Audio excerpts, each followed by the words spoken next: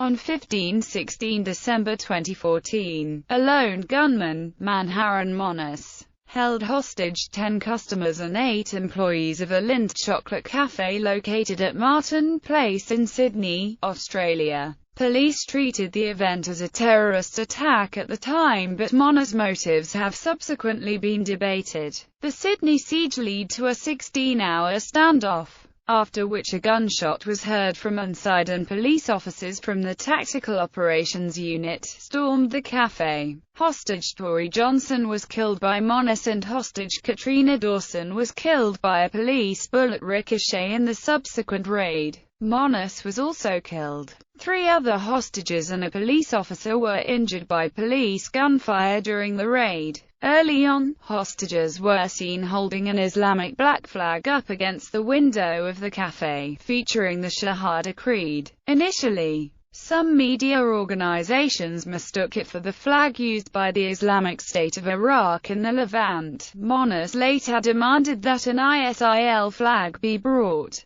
to him. Monis also unsuccessfully demanded to speak to the Prime Minister of Australia, Tony Abbott, live on radio. Monis was described by Abbott as having indicated a political motivation, but the eventual assessment was that the gunman was a very unusual case, a rare mix of extremism, mental health problems and plain criminality. In the aftermath of the siege, Muslim groups issued a joint statement in which they condemned the incident, and memorial services were held in the city at the nearby St. Mary's Cathedral and St. James Church.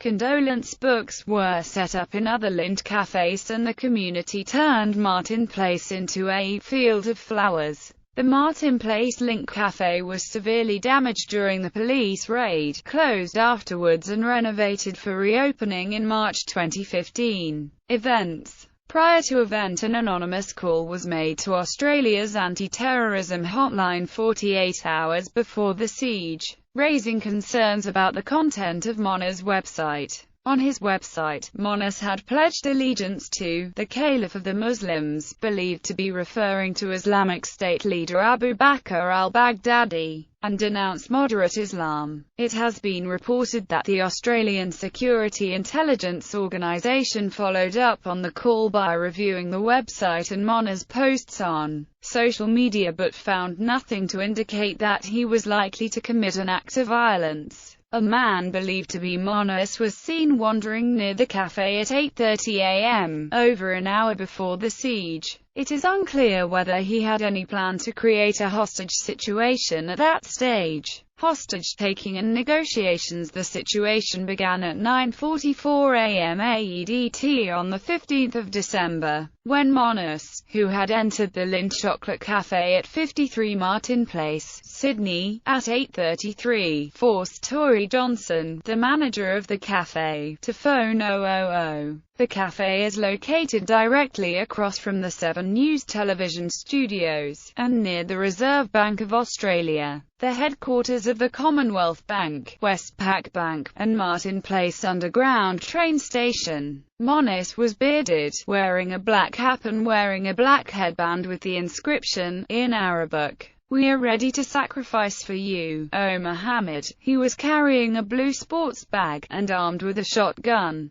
Monis used hostages as human shields. He had disabled the automatic sliding glass doors of the cafe. Monis also stated there were 4 devices located around Sydney. However, New South Wales Police Commissioner Andrew Scipione said that none of the alleged devices were found during investigations. Monis also demanded that a hostage ask all media to broadcast that this is an attack on Australia by the Islamic State. In addition, he demanded that an Islamic State flag be delivered to him, although the request was never fulfilled. Hostages were ordered to hold up a black standard flag, with the Shahada in white Arabic letters, against the window of the cafe. Some news reports initially mistook it for the flag used by the Islamic State of Iraq in the Levant. Monis demanded to speak to the Australian Prime Minister live on radio, but this demand was rejected. This was relayed by hostage Marcia Mickle, who said that she lost it when told that the Prime Minister was too busy, saying, "I don't care what Abbott is doing right now, I'm sure there's nothing more important happening in Australia than the lives of the people in this cafe." Mamdouh Habib said he knew Monis well and offered to help police negotiate with him. He believed that Monis was sick and disturbed over his failure to gain access to his children, and said Monis could trust him to get his message out.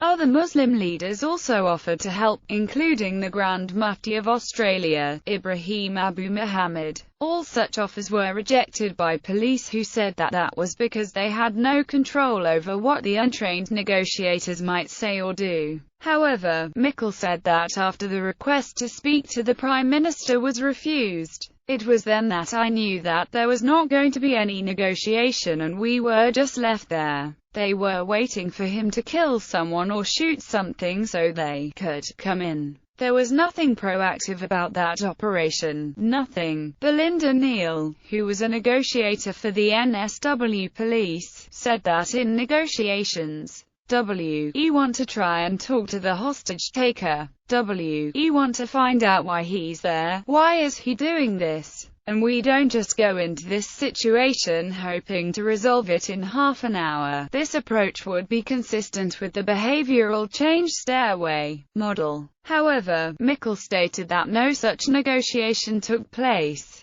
Habib said that he called both the police and the Attorney General twice during the raid, but they did not return his calls. Police Commissioner Andrew Scipione confirmed during the siege that, "We're not dealing directly with him. We do not have direct contact with the offender." Several hostages made contact with media outlets and relayed Monis' demands to them. At the request of the New South Wales Police Force, they were not published during the siege. The social media profiles of the hostages were also used to relay demands. During the early stages of the siege, the Australian government and NSW authorities did not label the event as a terrorist attack. However, as the siege continued, NSW-Police authorised the engagement of the state's counter-terrorism task force, treating the incident as an act of terrorism. Escape of 5 hostages. At around 3:37 p.m., 2 hostages, John O'Brien and barrister Stefan Balafoutish, escaped from the front entrance of the building, followed by a third hostage, an employee, Paolo Vassalio, who ran out from a fire exit at the side of the building. At around 4:58 p.m., 2 female hostages, both employees, Ji-Yoon Bae and Ellie Chen, escaped by running from another entrance of the building and were met by Tactical Operations Unit officers. After the escape, Monis threatened to kill hostages.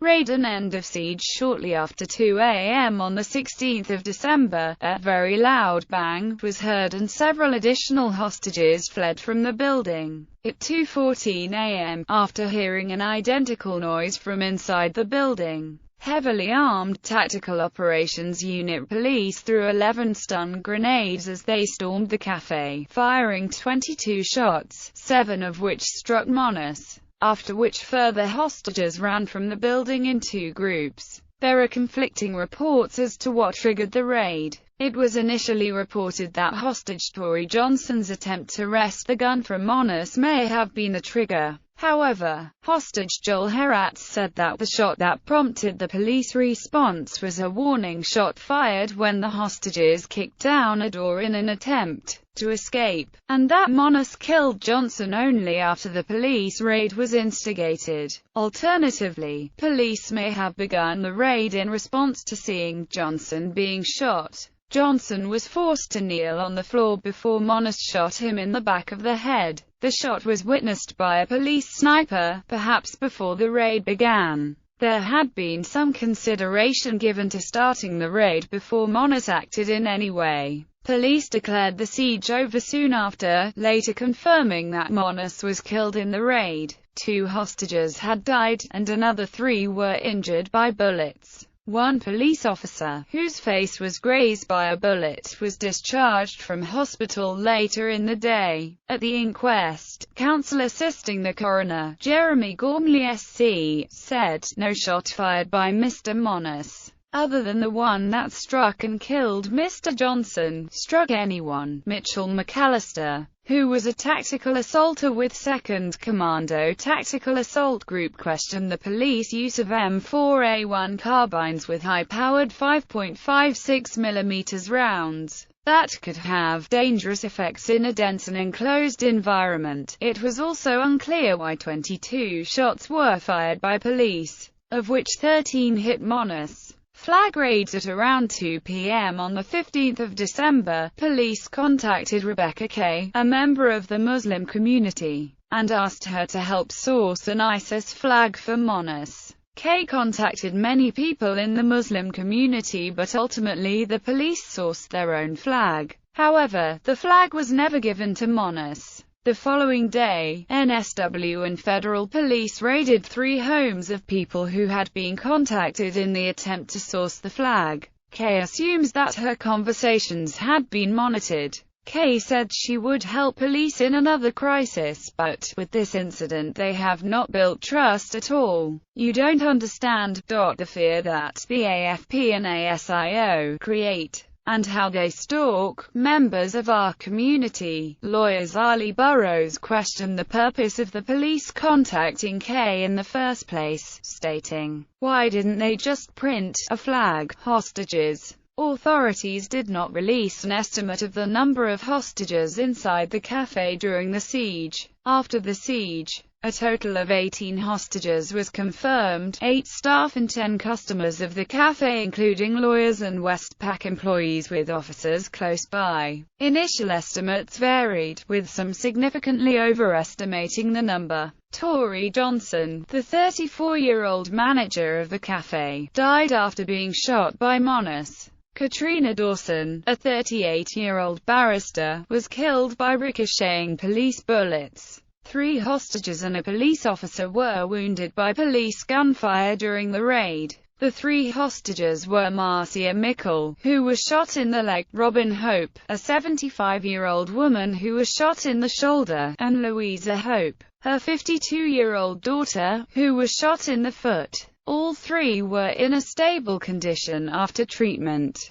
Paolo Vasalio, one of the 5 hostages who initially escaped the scene, was hospitalized for a pre-existing condition. The other hostages were identified as John O'Brien, Stefan Balifoutish, Ellie Chen, Ji-Yoon Bae, Harriet Denny, Viswakant Thankareddy, Joel Herat, Fiona Ma, Jared Hoffman, Puspender Ghosh, Selena Wimpy, and Julie Taylor. Memorial services for Johnson and Dawson were held on the 23rd of December. Johnson's in the morning at St. Stephen's Uniting Church, Sydney, and Dawson's in the afternoon in the Great Hall of the University of Sydney. Interviews with some of the hostages were later recorded for television and broadcast, amid some controversy. Evacuations and closures. After the siege began, a staged exclusion zone was established with thousands of people evacuated from nearby buildings, including from the floors above the café. The Sydney Opera House was evacuated after a suspicious package was found. However, reports were unconfirmed by police. The U.S. Consulate General in Sydney, located in Martin Place, was also evacuated. Some Sydney schools were put in white-level lockout due to the hostage situation, which meant that no school group was permitted to leave the school grounds. Police advised people in the area bounded by Hunter, George, Elizabeth, and Macquarie Streets, bordering Martin Place, to remain indoors and away from windows. Commonwealth Bank, Westpac, and Anne's closed their CBD branches for the day. The State Library was also closed. Numerous other buildings, including David Jones stores, executive offices for the New South Wales Parliament, criminal courts for the Supreme Court, the Downing Centre, and several city legal chambers, were evacuated, as were the facilities of the Seven Network, situated directly across from the café, forcing the morning show to suspend transmission.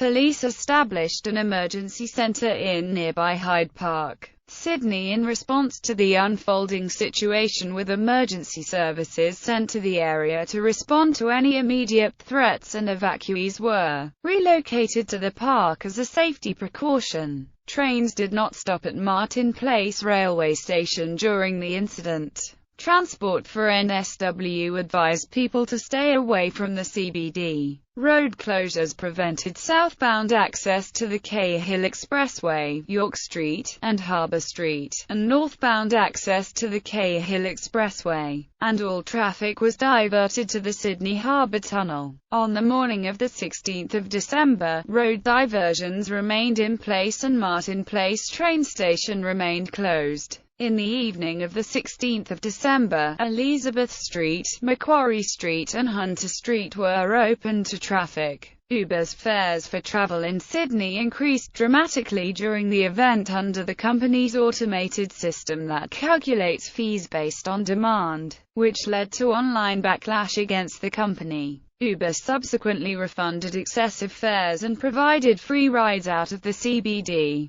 Gunman Monis was identified as the hostage-taker and named early on the morning of the 16th of December. In September 2009, Monis was convicted for criminal use of the Postal Service to menace, harass or cause offence, for a campaign protesting the presence of Australian troops in Afghanistan, by writing letters to the families of soldiers killed there, in which he called the soldiers murderers. On the 12th of December, 3 days before the siege, Monis lost his appeal against his conviction and was sentenced to 300 hours community service. Monis had been charged with accessory to murder relating to the death of his former wife. However, on the 12th of December 2013, Magistrate William Pearce said, "It is a weak case," and granted Monis bail. Monis also has numerous charges of sexual assault, aggravated indecent assault, and common assault. On the 14th of April 2014, Monis was charged with 3 sexual assault offences against a woman and remanded in custody. He was granted bail on the 26th of May. 6 days after the Bail Act in New South Wales was rewritten based on recommendations by the New South Wales Law Reform Commission. On the 10th of October, he was charged with another 40 sexual assault offences against 6 more women, and his bail was continued. Jeremy Gormley SC, counsel assisting the inquest, summarised Monis as a complex, disturbed individual desperate for recognition and status but completely lacking the skills or achievements to bring that dream to life. Gormley summarized that Monis could be plausible, courteous and controlled, but he was also almost entirely consumed in his own self-importance. By 2014 he owned no property, was in debt, and had developed no employment skills. His attempts to develop a personal, religious following had failed. He was facing future serious criminal charges. He had made no public impact of note on the Australian political scene. Monis may have felt that he had little left to live for. Monis never had a gun license, and no weapons were found when police raided his home in 2013. The weapon that Monis used, a sawn-off French-made Manufrance LaSalle pump-action shotguns, was more than 50 years old. Police believed the weapon was imported in the 1950s, when no registration was required. Monis had 23 shotgun cartridges of different brands on him, between 15 to 20 years old.